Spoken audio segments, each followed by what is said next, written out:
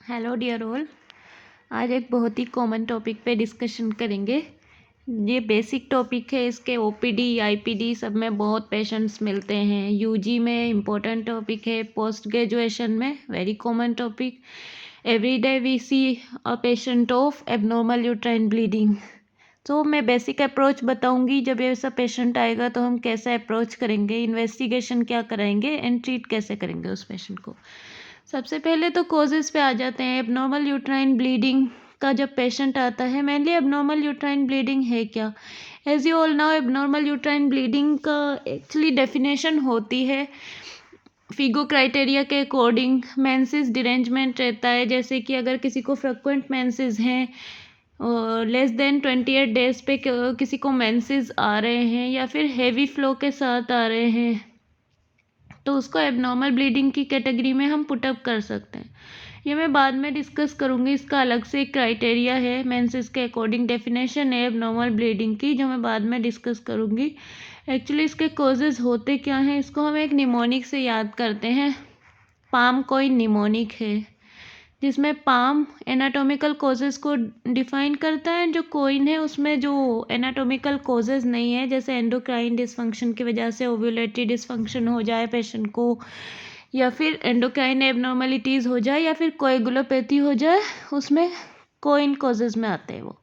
अब पाम में क्या क्या है, P4 एंडोमेट्रियल पॉलिप हो सकता है, A4 adenomyosis, L4 leiomyoma and M4 any malignancy like uterine malignancy, cervical cancer can present as abnormal bleeding. अब कोइन पे आए तो C4 coagulopathy, O4 ovulatory dysfunction, E4 endometrial causes like endometritis or infection, I4 iatrogenic and N4 not other classified. Some causes like AV malformation can be put up in this category. सो जो structural causes हैं वो palm में आते हैं। जो non structural causes हैं, जो anatomical नहीं है, जिनको हम अल्ट्रासाउंड से नहीं देख सकते, वो कोइन कैटेगरी में आते हैं। इस तरह से हमने दो में क्लासीफाई इसको कर लेते हैं। जो एनाटॉमिकल कॉजेज़ होते हैं, जो पाम वाले, उनको हम अल्ट्रासाउंड, एमआरआई, सीटी स्कैन या फिर एचएसजी हिस्ट्रोस्कोपी से हम देख सकते हैं। जो नॉन स्ट्रक्चरल कॉजेज़ हैं उनको हम इन सब चीज़ से नहीं देख सकते। उनके लिए हमें अदर इन्वेस्टिगेशन कराने होते हैं, लाइक कोएगुलोपैथी के लिए हमें पीटीआईएनआर कराना पड़ेगा। ओव्यूलेटरी डिसफंक्शन पीसीओडी में हो सकता है, उसके लिए हमें सीरम टीएसएच लेवल या फिर रैंडम ब्लड शुगर कराना पड़ेगा। एंडोमेट्राइटिस अगर पेशेंट को है तो वो पीआईडी की तरह रिप्रेजेंट करेगा। अल्ट्रासाउंड में आ जाता है, कभी कभी नहीं भी आता तो उसकी कंप्लेन के अकॉर्डिंग हम देख लेते हैं कि इसको एंडोमेट्राइटिस हो सकता है। इसके अलावा आइट्रोजेनिक कॉजेज़ में अगर कोई ड्रग इंटेक है पेशेंट का, जैसे कि हिपेरिन या फिर ब्लड थिनिंग एजेंट्स चल रहे हैं पेशेंट को, जो कोएगुलेशन प्रोफाइल डिरेंज कर सकते हैं, तो उनकी वजह से, या तो फिर हार्मोनल पिल्स ले रही है उसकी वजह से भी पेशेंट एबनॉर्मल ब्लीडिंग के साथ प्रेजेंट कर सकती है। अब symptoms, abnormal bleeding patient present कैसे करता है। एक्चुअली मेंसेस में उसकी गड़बड़ रहती है, कैसे भी प्रेजेंट कर सकता है। Normal menses cycle 25 to 35 days की होती है। अगर लेस देन 25 डेज़ में उसको मेंसेस आ रहा है, उसको हम बोलेंगे कि इसको एबनॉर्मल यूट्राइन ब्लीडिंग है। यह तो होता है फ्रिक्वेंसी। ड्यूरेशन नॉर्मल रहती है 3 to 5 डेज़। अगर मोर देन 8 डेज़ के साथ पेशेंट आ रहा है ड्यूरेशन ऑफ मेंसेस साइकिल की, तो उसको हम बोल सकते हैं कि इसको एबनॉर्मल यूट्राइन ब्लीडिंग है। अगर नॉर्मल फ्लो से ज़्यादा पेशेंट को हैवी फ्लो आ रहा है, तो हम उसको बोल सकते हैं एबनॉर्मल यूट्राइन ब्लीडिंग है। अगर उसको इंटरमेंसेस ब्लीडिंग हो रही है या फिर स्पॉटिंग हो रही है, उसको भी हम बोल सकते हैं कि ये पेशेंट को एबनॉर्मल यूट्राइन ब्लीडिंग है। तो पेशेंट का प्रेजेंटेशन यूट्राइन पॉलिप्स में मेनली यह रहता है कि वो इंटरमेंस्ट्रुअल ब्लीडिंग के साथ प्रेजेंट कर सकती है। एवरी टाइम पेशेंट को स्पॉटिंग होती रहती है, उसकी तरह वो प्रेजेंट कर सकती है। फाइब्रॉइड में मेनली प्रेजेंटेशन रहता है कि पेशेंट को हेवी फ्लो रहता है, आएगी तो वो टाइम पर, या तो फिर उसकी साइकिल ड्यूरेशन छोटी हो जाएगी, 20 डेज़ की हो जाएगी, 15 डेज़ की, लेकिन उसको हेवी फ्लो के साथ होगा। एब्डोमिनल क्रैम्प्स के साथ भी पेशेंट आ सकती है, पेशेंट पेन के साथ प्रेजेंट कर सकती है। सर्वाइकल कैंसर के साथ जो पेशेंट होती है वो मेनली पोस्ट कोइटल ब्लीडिंग के साथ प्रेजेंट करती है, इंटरमेंस्ट्रुअल स्पॉटिंग के साथ भी प्रेजेंट कर सकती है, ये सब प्रेजेंटेशन होते हैं। पोलिप का मैंने बता दिया, इंटरमेंस्ट्रुअल ब्लीडिंग के साथ, स्पॉटिंग के साथ, एडिनोमायोसिस में पेन रहता है, डिस्मेनोरिया के साथ आती है पेशेंट, हेवी मेंस्ट्रुअल ब्लीडिंग के साथ आती है, फ्रिक्वेंट मेंसेस 15 to 20 डेज में मेंस्ट्रुएट कर सकती है, same complaint with leiomyoma fibroid के साथ भी रहती है। मैलिग्नेंसी है, यूट्राइन कैंसर कब सस्पेक्ट करेंगे, मेनली पोस्ट मेनोपोजल पेशेंट अगर ब्लीडिंग के साथ प्रेजेंट करती है तो हम उसमें सस्पेक्ट कर सकते हैं। अब कोइन में आएंगे तो फिर कोइन में C4 कोएगुलेशन डिसऑर्डर हो गया, ओव्यूलेशन डिसऑर्डर का मैंने बता ही दिया, PCOD रहता है, वो क्लिनिकल हिस्ट्री में इरेगुलर साइकिल्स के साथ आती है, 45 डेज में उसको साइकिल आ रही है लेकिन हेवी फ्लो के साथ आ रही है। एंडोमेट्राइटिस में इन्फेक्शन के साथ पेशेंट वाइट डिस्चार्ज PV के साथ आ सकती है, पेन एब्डोमेन बताएगी, ये सारे सिम्टम्स। इनफर्टिलिटी के साथ भी आ सकती है। आइट्रोजेनिक में कोई ड्रग इंटेक हो रही है उसकी वजह से उसको हो रहा है। अब हम इन्वेस्टिगेशन पे आते हैं, अप्रोच कैसे करेंगे। सबसे पहले हम पेशेंट को अल्ट्रासाउंड पेल्विस बता देंगे, USG पेल्विस, और कुछ बेसिक इन्वेस्टिगेशंस बता देंगे। सीरम TSH लेवल हमें सब में कराना रहता है। अगर PCOD सस्पेक्ट कर रहे हैं, पेशेंट ओबीज है, फास्टिंग ब्लड शुगर हम करा लेंगे। तब सीरम प्रोलैक्टिन के करा सकते हैं, सीरम प्रोलैक्टिन से हाइपोथायरॉयडिज्म होता है, उसकी वजह से भी एबनॉर्मल यूट्राइन ब्लीडिंग के साथ पेशेंट प्रेजेंट कर सकती है। अच्छा, सीरम TSH लेवल इसलिए कराते हैं क्योंकि हाइपोथायरॉयडिज्म और हाइपरथायरॉयडिज्म दोनों में ही पेशेंट एबनॉर्मल ब्लीडिंग के साथ प्रेजेंटेशन दे सकती है। अल्ट्रासाउंड पेल्विस में हम क्या देखेंगे, पाम कैटेगरी वाले देखेंगे हम। पोलिप यूजुअली अल्ट्रासाउंड में नहीं आता है, पोलिप के लिए बेस्ट इन्वेस्टिगेशन SSG रहता है, सोनोसाल्पिंजोग्राफी। फाइब्रॉइड आ जाएगा अल्ट्रासाउंड में, एडिनोमायोसिस आ जाएगा, लियोमायोमा फाइब्रॉइड आ जाएगा, मैलिग्नेंसी में एंडोमेट्रियल थिकनेस इंक्रीज आ जाएगी अल्ट्रासाउंड में, हेट्रोजिनस एंडोमेट्रियम हमें मिल जाएगा। ये सब फीचर्स होते हैं मैलिग्नेंसी के अल्ट्रासाउंड में। तो वो जो पाम कैटेगरी है वो हम अल्ट्रासाउंड से देख सकते हैं। ये बेसिक इन्वेस्टिगेशन हमें कराने होते हैं। फिर अल्ट्रासाउंड में हम देखेंगे एंडोमेट्रियल थिकनेस, प्री मेनोपोजल में देखेंगे और पोस्ट मेनोपोजल में देखेंगे। प्री मेनोपोजल में अगर more than 12 mm endometrial thickness है और पेशेंट को फ्रिक्वेंट मेंसेस हो रहे हैं तो हम उस केस में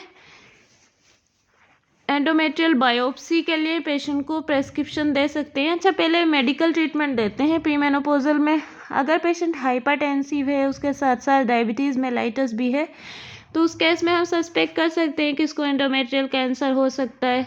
तो उस केस में हम एंडोमेट्रियल बायोप्सी के लिए दे सकते हैं। पहले तो मेडिकल ट्रीटमेंट ही देते हैं, उसके बाद कराते हैं। अगर पोस्ट मेनोपोजल फीमेल में मोर देन 4 mm आ रही है तो फिर उसमें हम देख सकते हैं एंडोमेट्रियल कार्सिनोमा सस्पेक्ट कर सकते हैं। अब दूसरे इन्वेस्टिगेशन हम करा सकते हैं ये MRI एक्चुअली डिफ्रेंशिएट करता है फाइब्रॉइड को एडिनोमायोसिस से। MRI बेस्ट इन्वेस्टिगेशन है डिफ्रेंशिएट करने के लिए। हिस्ट्रोस्कोपी हम कर सकते हैं अगर हम एंडोमेट्रियल पॉलिप सस्पेक्ट कर रहे हैं। अल्ट्रासाउंड में ना फाइब्रॉइड आ रहा है ना एडिनोमायोसिस आ रहा है, पेशेंट इंटरमेंस्ट्रुअल ब्लीडिंग या फिर फ्रीक्वेंट मेंसेस के साथ प्रेजेंट कर रही है, हार्मोनल कोई और कोज हमें मिल नहीं रहा, तो हम हिस्ट्रोस्कोपी से देख सकते हैं। हिस्ट्रोस्कोपी से एक्चुअली हम एंडोमेट्रियल पॉलिप भी डायग्नोज कर सकते हैं और दूसरी चीज़ हम एंडोमेट्रियल कैंसर भी हिस्ट्रोस्कोपी से देख सकते हैं। उसके अलावा हम हिस्ट्रोस्कोपी गाइडेड बायोप्सी भी ले सकते हैं, उससे एंडोमेट्रियल कैंसर डायग्नोज हो जाएगा। लेकिन ये हिस्ट्रोस्कोपी एंड इन्वेस्टिगेशन है, मोस्टली हम नहीं करते, एब्नॉर्मल ब्लीडिंग इन्हीं सब से डायग्नोज हो जाती है।